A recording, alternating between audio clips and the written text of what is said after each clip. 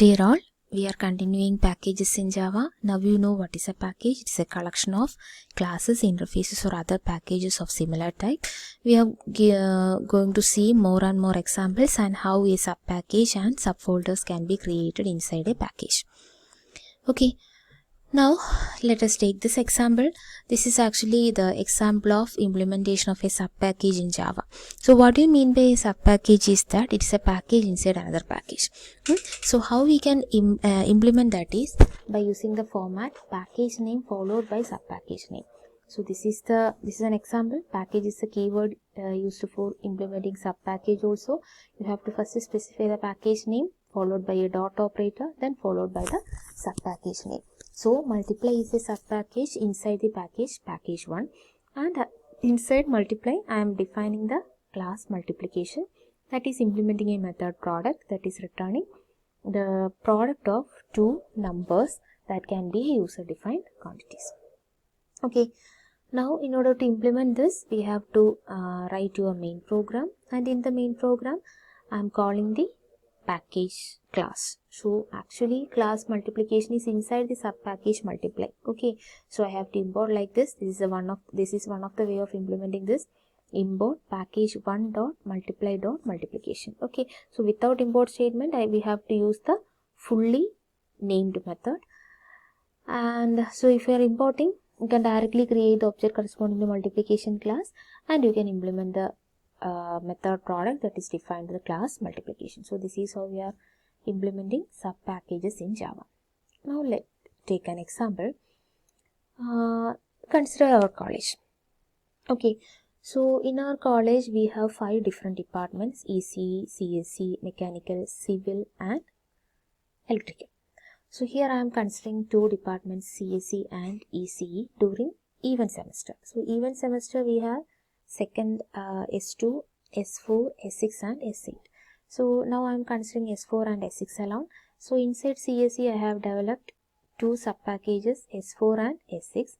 Inside S4 also I have 2 batches, batch 1 and batch 2. Inside S6 also I have 2 batches, batch 1 and batch 2. Then the second package is ECE.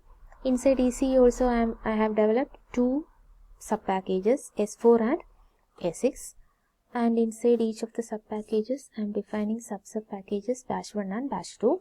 And inside batch 1 I have different classes, student and teacher.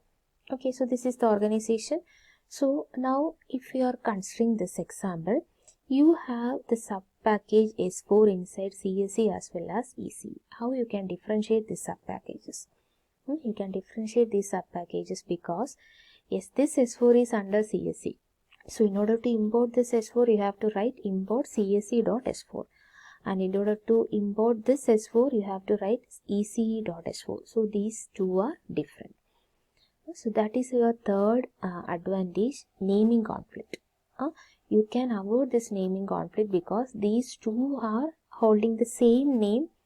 Both the folders are under the subfolder level or subpackage level, but they are parameters or subpackages inside different packages.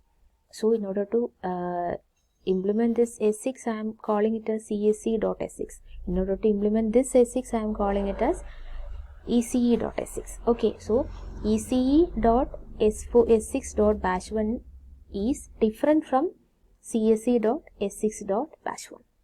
Okay, now some sort of conflicts will be there if you are using wildcard import. Wildcard import means, suppose I am writing ECE.star. That is the meaning is that I am importing all the folders and all the folders inside the package ECE to my program.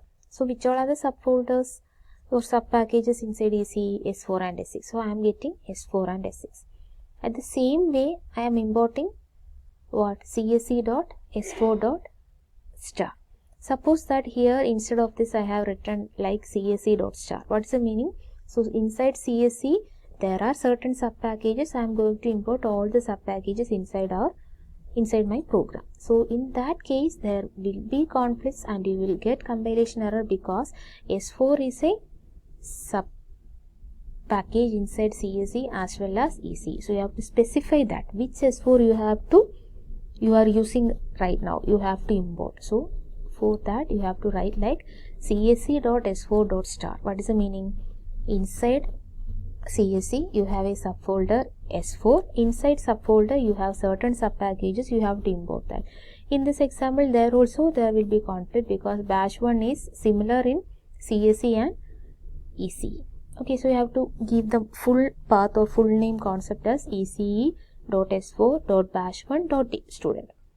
Okay, then there will not be any issue because it is clear that you are going to implement this particular class. Okay, so naming conflicts can be avoided if you are using fully named method other than what? Wildcard method. So these are the things that we have already discussed. And one more thing is, these packages can be considered as data encapsulation. Data encapsulation means data hiding. Only the relevant things will be given or exposed to the user, and the programmer is going to hide something from the user, but the program will be working in a effective manner. Okay. Now you already studied about built-in packages and user-defined packages. These are the examples of built-in packages.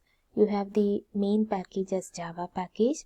Inside the Java package you have the sub-packages. Certain examples are LANG language, utility UTIL, AWT. Then Swing is there, Java X is there, Net is there, IO, util, etc. are the built-in packages that are defined inside the Java package. Okay, now so this is a sub-package, and inside the sub-package you have certain classes or sub-packages. For example, here these are the class levels or classes inside these sub-packages. In order to import this particular map.class, you have to write like import java.util.map, because map is a class under the sub-package util. Util is a sub-package under the main package Java. So the path is java.util.map. Okay, suppose you want to import all the classes that are defined inside a particular subfolder. For example, the sub-package lang is there. You have classes system and string inside the sub-package lang. I want to import all the components of the sub-package lang into my program. So what is the format is import java.lang.star. That means you are using wildcard method if you want to implement more than one class or all the classes defined inside a particular sub-package. Okay. Now you have to, this is the consolidation, you have to remember some points while implementing packages. First one is class name conflict that may occur. In order to rectify that, you have to use fully qualified name method instead of wildcard method that we have already discussed. Then another thing is, if we create a class inside a package while importing another class, then the package declaration should be the first statement followed by the import statement. That also we have seen in this second example.